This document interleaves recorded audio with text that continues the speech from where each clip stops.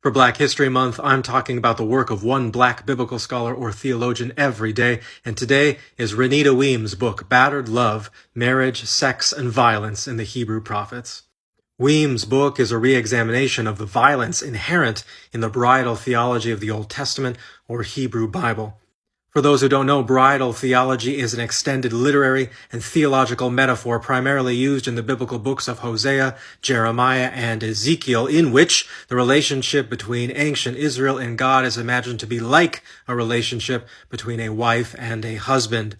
In the metaphor of bridal theology, Israel's proper worship of Yahweh is compared to romantic faithfulness, whereas Israel's idolatrous worship of other deities is compared to adultery.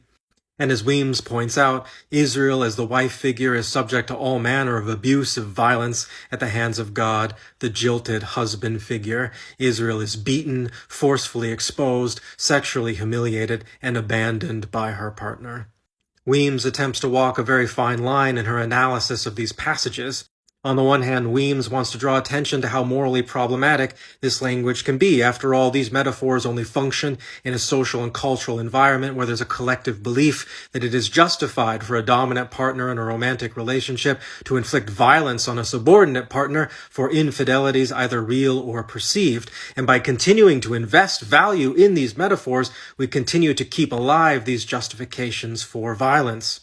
On the other hand, Weems does not want us to jettison this language entirely.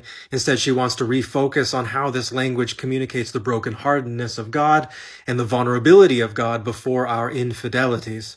Weems also points out how the violence in these stories never has the final say, but rather it's always themes of reconciliation and renewal that form the climax and the resolution of these prophetic metaphors.